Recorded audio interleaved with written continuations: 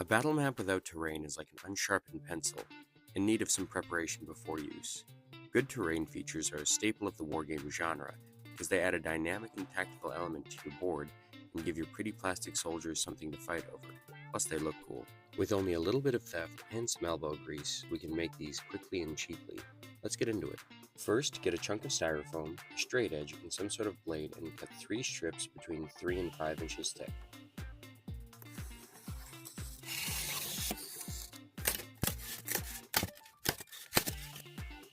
Once those are broken, grab a square and a pen and cut a 6-inch section out of the strip.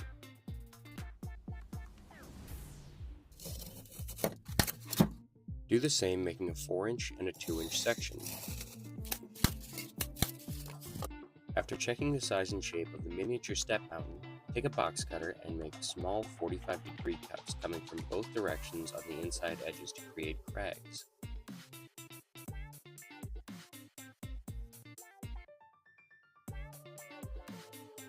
Stack those up one last time and use a miniature to make sure they're the proper size. Repeat this process for as many mountains as you'd like to make.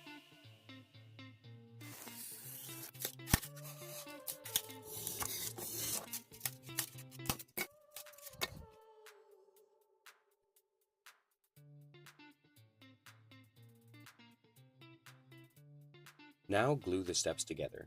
For this process, I prefer hot glue because it's strong and I'm impatient. Just make sure to leave a little space around the edges because we'll be cutting into those later. Remember, these are your step mountains. Make them as big or as tall as you'd like, and just because they aren't your real mountains doesn't mean they haven't always been there for you. Next, take Eileen's tacky glue, the third best chili topping, and that paintbrush that's been giving you the side eye all day. Attempt to be clean and tidy while spreading the glue on the tops of your mountains, knowing that you'll soon give up. Cover the tops of the mountains in sand to give them a really nice texture that will be highlighted later with paint.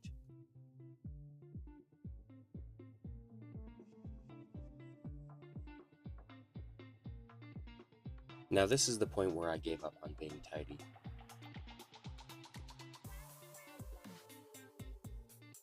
Now finish shaping the 2 taller pieces by rounding off the corners and cutting crags into the edges. In hindsight, I would recommend doing this before gluing on the sand. The glue and the sand are a pain to cut through and will dull your blade quicker than cutting crew will end a romantic encounter. Now that the glue is dry and the sand is locked down, grab a bottle of Mod Podge that's been mixed with black paint and a newer, prettier paintbrush than you were using before and give the bottom of each piece a quick, single coat of paint.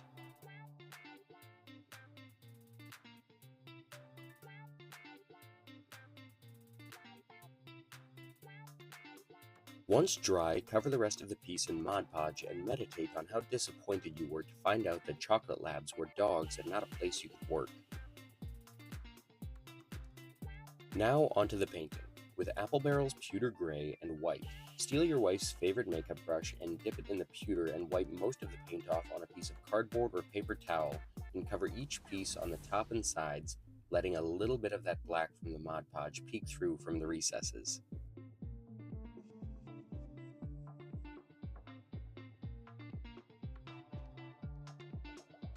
Lastly, borrow without asking your wife's second favorite makeup brush, dip it in the white paint and take even more off. You really want a dry brush, which is why this technique is called dry brushing. Very lightly tickle the tops and sides of your mountains to highlight all the raised edges in fine detail. Just remember that it is best practice to clean up and hide evidence as you go. Are those my makeup brushes? No. Well, looks like I'm going to be sleeping on the couch for a while, so make sure to like and subscribe to help keep me warm at night.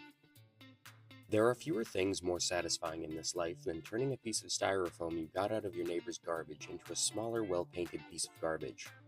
3 or 4 sets of these mountains can nearly fill up a battle mat, creating a multi-leveled and dangerous arena any miniature would be happy to throw their life away in. Have a good one.